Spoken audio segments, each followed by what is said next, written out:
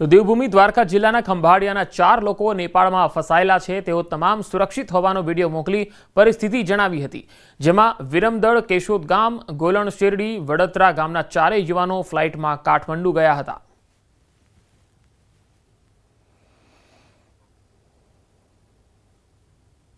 અત્યારે અમે કાઠમાડુમાં, નેપાળના કાઠમાડુમાં સિટીમાં છીએ અત્યારે। આમ જો કે પરિસ્થિતિ બધી આમ સારી છે, અત્યારે કોઈ પોઝિશન એવું ખરાબ નથી, ટૂંકમાં કોઈ એવી કોઈ તકલીફ નથી, પણ અમારે બહાર નીકળવું હોય, કોઈ જગ્યાએ જવું હોય તો એની કોઈ સેફટી નથી અત્યારે। કોઈ અત્યારે અહીંયા કોઈ તકલીફ નથી, અમે હોટલમાં સેફ છીએ અત્યારે, એકદમ સેફ છે, વ્યવસ્થિત છે, બાકી આમ કોઈ તકલીફ નથી। બાકી બહારના બીજા પ્રોબ્લેમ કોઈને જતું અને ઘરના ને કોઈને ઉપાધિ ન કરવાની જરૂર નથી। અને બહાર બીજા જે ફસાયેલા છે આપણા ઇન્ડિયન ગુજરાતી, તો એને કોઈ એવી કોઈ પરિસ્થિતિ નથી, કોઈ ઇન્ડિયનને કોઈ હેરાન કરે એવું કોઈ નથી, હોટલમાં કોઈ તાળફોડ નથી, બધા વ્યવસ્થિત સેફ છે અત્યારે એમ। અમદાવાદના વસ્ત્રાલની આકૃતિ સોસાયટીમાં રહેતા 3 અલગ અલગ પરિવારના 9 લોકો પણ નેપાળમાં અટવાયા છે। આ પરિવારજનો સાથે નેપાળ ફરવા ગયા હતા। નેપાળની પરિસ્થિતિ વિકટ બનતા હાલ એક જ સોસાયટીના 9 લોકો નેપાળમાં અટવાઈ ગયા। પરિવારજનોના મતે કુલ 37 જેટલા લોકો 1 સપ્ટેમ્બરે ટૂરમાં ફરવા ગયા અને 12 તારીખે પાછા ફરવાના હતા। જોકે સભ્યોના મતે હાલ વિડીયો કોલથી વાત થતાં તેઓ સુરક્ષિત છે। તો નેપાળની પરિસ્થિતિને ધ્યાનમાં રાખીને અમદાવાદ જિલ્લા વહીવટીતંત્ર દ્વારા હેલ્પલાઇન નંબર જારી કરાયો છે, જેમાં જિલ્લાના કોઈ નાગરિકો નેપાળ પ્રવાસે હોય અને તે અંગેની જાણકારી હેલ્પલાઇન નંબર પર કરવા માટે વહીવટીતંત્ર દ્વારા અનુરોધ કરાયો છે। જિલ્લા વહીવટીતંત્ર દ્વારા હેલ્પલાઇન નંબર 07927560511 આ જાહેર કરાયો છે। 3 દિવસ પહેલાં વાત થઈ હતી। આ જે ઘટના નથી બની એના ત્યાં સુધી બધાના ફોન ચાલુ હતા અને વિડીયો કોલિંગ એના દરેક ફેમિલી સાથે વાત રોજેરોજ થતી હતી, પણ છેલ્લા 2 દિવસથી બિલકુલ સદંતર વાત નથી થતી। પણ અમારા ચેરમેનશ્રી દ્વારા જે વાયા કોન્ટેક્ટ કરતા એવા મેસેજ મળ્યા છે કે એ લોકો હવે થોડાક સેફ છે અને બોર્ડર તરફ જઈ રહ્યા છે। એમને મેં રાતે કોન્ટેક્ટ કર્યા હતા અને આ પરિસ્થિતિ વિશે મેં માહિતગાર લીધી હતી અને હું સતત એમના કોન્ટેક્ટમાં રહું છું। વિડીયો કોલમાં વાત થઈ હતી, ડર લાગે છે કે એ લોકો જલ્દી સેફ ઘરે આવી જાય તો સારી વાત છે। અચ્છા, એ લોકો સાથે પ્લાન કરે તો કે 9-7 જણ જઈએ એમ, અને એ લોકો પ્રયોસા ટૂર એન્ડ ટ્રાવેલ્સમાંથી ગયા છે। એ લોકો હાલની સિચ્યુએશનમાં સારું છે ત્યાં આગળ। તો નેપાળમાં ચાલી રહેલા આંદોલનના કારણે સ્થિતિ ખરાબ બની છે, ત્યારે અમદાવાદથી જે ગુજરાતીઓ નેપાળ ફરવા ગયા તે તમામ લોકો સુરક્ષિત છે અને કાઠમાંડુની હોટલમાં રોકાયેલા છે। 300થી વધારે ગુજરાતીઓ કાઠમાંડુની હોટલમાં સુરક્ષિત છે। તેમને ભારત પરત લાવવા માટેના પ્રયાસો ચાલુ છે। ગુજરાતથી ગયેલા 36 જેટલા ગુજરાતીઓ સુરક્ષિત પરત ફરવા માટેની મીટ માંડીને બેઠા છે। ખાસ કરીને અત્યારે હાલ નેપાળમાં 300થી વધારે ગુજરાતી પરિવારો ત્યાં છે અને એ લોકો કૈલાસ માનસરોવરની યાત્રા સાથે મુક્તિનાથની યાત્રાએ ગયેલા છે અને લગભગ ઘણા લોકો સાથે વાતચીત છે તો બધા જ હોટલની અંદર અત્યારે સેફ છે અને હોટલમાં સિક્યુરિટી સાથે બધાને હોટલમાં રાખવામાં આવેલા છે। તો લગભગ 41 લોકોનું ગ્રુપ જે કાઠમંડુ કૈલાસ માનસરોવર માટે નીકળ્યું હતું અને કાઠમંડુ ફ્લાઇટ લેન્ડ ના થવાના કારણે એ લોકો લખનઉ અને દિલ્હી ખાતે પાછા આવેલા છે। લગભગ 41 લોકોને કાઠમંડુ એરેવલ ના થયું અને પાછા એમને આવવું પડ્યું છે। તો અમદાવાદના 20 લોકોનું ગ્રુપ નેપાળમાં ફસાયું। સિનિયર સિટીઝનોનું ગ્રુપ નેપાળમાં ફસાયું છે। 3 સપ્ટેમ્બરે પશુપતિનાથના દર્શનાર્થે ગયા હતા, 9 સપ્ટેમ્બરે પરત ફરી રહ્યા હતા। એ સમયે ટોળાએ ઘેરી લીધા, બસ ખાલી કરી અને એરપોર્ટ સુધી ચાલવા પ્રવાસીઓ મજબૂર બન્યા। અમદાવાદના રાણીપ વિસ્તારમાં રહેતો પરિવાર ચિંતિત જોવા મળ્યો।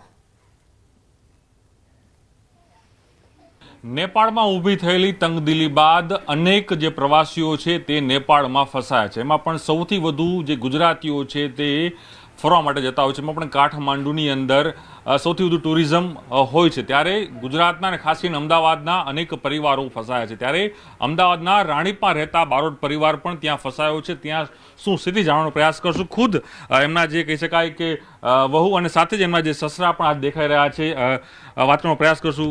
બેન, આપણું નામ અને ખાસ કરીને શું થઈ રહ્યું છે ત્યાં? મારું નામ ક્ષમા બારોટ છે। મારા સાસુ સસરા નેપાળ પશુપતિનાથના દર્શનાર્થે ગયા હતા અને 3જી તારીખે ત્યાં પહોંચ્યા અને કાલે એ લોકો પરત ફરી રહ્યા હતા ત્યારે એરપોર્ટ જતાં એમની બસને રોકવામાં આવી। 25 થી 30 હજારના ટોળાએ એમને ઘેરી વળ્યા અને ત્યાં એમને એવું કહેવામાં આવ્યું કે ક્યાં તો તમે બસ ખાલી કરો અથવા તો અમે બસ સળગાવીએ છીએ. મારા સાસુ સસરા સાથે બીજા 20 જણા એમના સાથે ગ્રુપમાં હતા.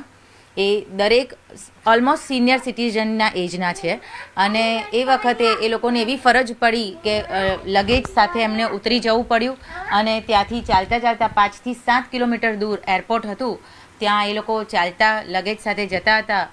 વચ્ચે એમના પર ટીયર ગેસ છોડવામાં આવ્યા અને ખૂબ મુશ્કેલીથી એ લોકો એરપોર્ટ પહોંચ્યા કાલે અને એરપોર્ટ પહોંચતા જ એરપોર્ટ બંધ થયાના સમાચાર આવ્યા. ચોક્કસ આપણે વાતનો તમારા જે સસરા છે વાત કરાવશું. જી ચોક્કસ આપ જોઈ શકો છો, હું આપણે જે દ્રશ્યો બતાવી રહ્યો છું તે અંકલ પણ ત્યાં જોવા મળી રહ્યા છે, વડીલ પણ. અંકલ, આપનું નામ ખાસ કરીને અને આપે જે સ્થિતિમાં ત્યાં છો, કઈ રીતની સ્થિતિ ત્યાં જોવા મળી રહી છે હાલ અત્યારે ત્યાં? અત્યારે બહુ પરિસ્થિતિ વિકટ છે અહીંયા. ગમે ત્યારે શું થાય અમને ખબર નથી, અમારું શું ડિસિઝન લેવું અમને ખબર નથી. હોટલમાં રહીએ કે એરપોર્ટમાં રહીએ એનું કંઈ અમને ખબર પડતી નથી. કઈ કોઈ સિક્યુરિટી નથી, નહીં કોઈ પોલીસ પાવર નથી, નહીં કોઈ આર્મી પાવર નથી. ટોટલ ઉપર જે છે એ અમારો ભગવાન છે. ગમે તે ઘડીએ ગમે તે થઈ શકે એવું છે. અમને તો નેપાળમાં ફાટી નીકળેલી હિંસાને કારણે અંદાજે 90 જેટલા ગુજરાતી પ્રવાસીઓ નેપાળમાં ફસાઈ ગયા, જેમાં 43 પ્રવાસીઓ ભાવનગરના નારી ગામના જ હોવાનું જાણવા મળ્યું. 29 ઓગસ્ટે બસ મારફતે તમામ લોકો નેપાળ રવાના થયા હતા. આ 43 લોકોમાં બસ ડ્રાઈવરથી લઈને રસોઈયા સહિતનો પણ સમાવેશ થાય છે. આ લોકો બિહારથી જનકપુર, ત્યાંથી કાઠમંડુ પહોંચ્યા અને ત્યારબાદ પોખરા પહોંચ્યા. ભાવનગરના ધારાસભ્ય જીતુ વાઘાણી અને નગરસેવક ઉપેન્દ્રસિંહ ચુડાસમાએ ટેલિફોનિક સંપર્ક કરતા આ તમામ પ્રવાસીઓ હાલ નેપાળના પોખરા ગેસ્ટ હાઉસમાં સુરક્ષિત છે. ફસાયેલા તમામ લોકોએ વિડીયો બનાવી સરકાર પાસે મદદ માંગી તો પરિવારજનો પણ ચિંતાતુર છે. કાઠમંડુમાંથી નીકળ્યા તો ત્યાં નીકળતા તરત 10 મિનિટમાં એને સમાચાર મળ્યા કે આ બધું દંગા થઈ ગયા છે, મારામારી થઈ ગઈ છે. તો ત્યાંથી પછી પોખરા આવ્યા. પોખરા આવીને રાતે રોકાણા અને દિવસે ફરવા ગયા.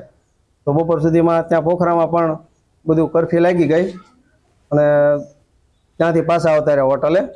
અને હોટલે આવીને બધા સુરક્ષિત હતા. તો હોટલની આજુબાજુમાં પણ 3-4 જગ્યાએ બધું સળગાવવાનું ને બધું મારામારી ચાલુ થઈ ગઈ હતી આજુબાજુમાં. ત્યાં પણ આજે 40-42 જણા ત્યાં સલવાણા ફસાણા છે. એ લોકો ત્યાંથી પણ એક હોટલમાં અત્યારે ત્યાં રોકાયા છે અને ચિંતામાં છે અત્યારે લોકો.